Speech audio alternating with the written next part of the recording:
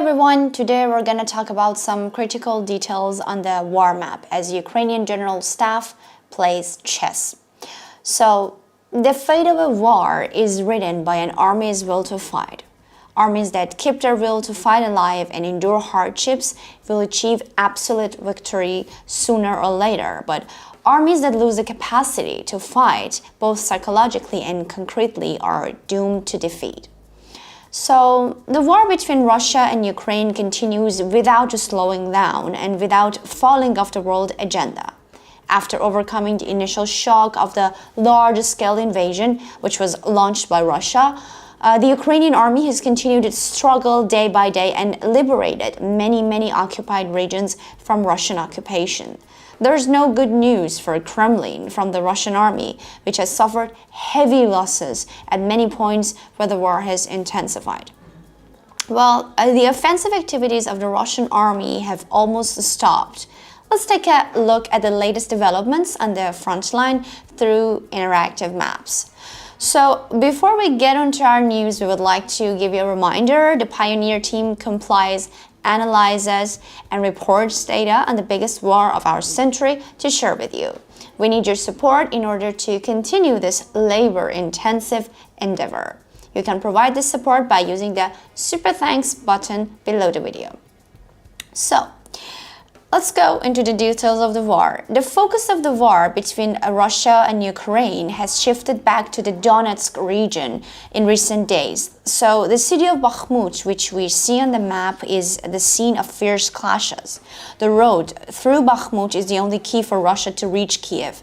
However, the resistance of the Ukrainian army in the region prevents the use of these roads by the Russian occupation forces. The Ukrainian army does not let the Russian occupation forces breathe when the operations organized in the region.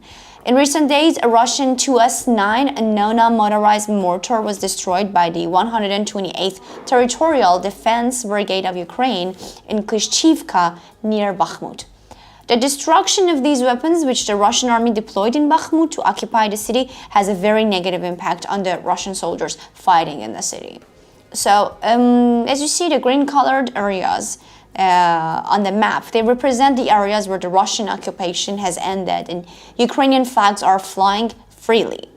Having lost its presence in these regions, the only way for the Russian army to advance the capital, Kiev, is Bakhmut. But Bakhmut has become an unresolvable knot, because according to a 50-year-old Ukrainian soldier codenamed Flash, who took an active role in the liberation of Kharkiv, the Ukrainian army is about to break the siege of Bakhmut. Breaking the siege in Bakhmut is of great importance for Ukraine. So, if the siege is broken, the main highways to the east of the city, which are vital for Russian supplies, will be cut off from the Russian mainland as if with a knife.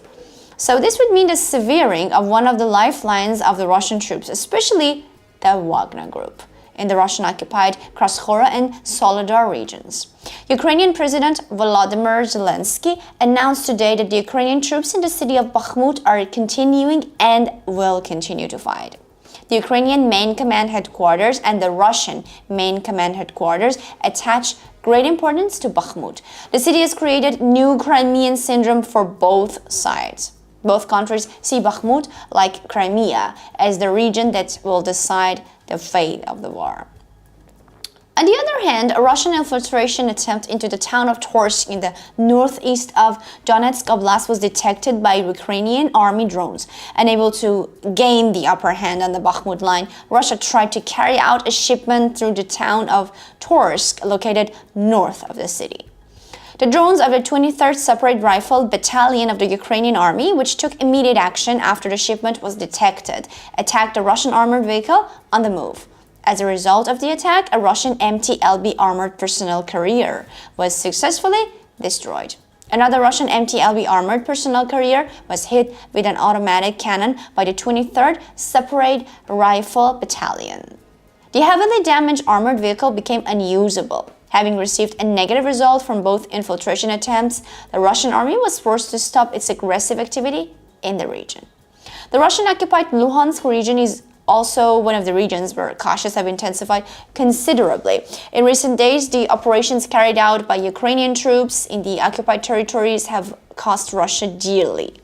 A Russian vehicle with a special mass 543M chassis was destroyed during operations in Luhansk. The most important feature of these vehicles is the ability to launch S-300 and S-400 air defense missiles. It is frequently stated by military experts that operations of the same nature as this operation in Luhansk will continue.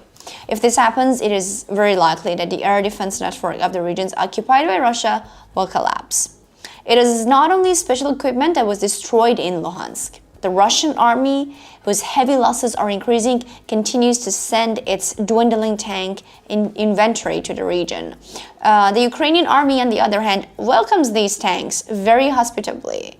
The tanks that were on their way from the Luhansk region to Bakhmut, where the clashes were raging, faced a sudden raid by the Ukrainian army. A Russian T-80BV tank was destroyed as a result of ATGM fire by Ukrainian troops.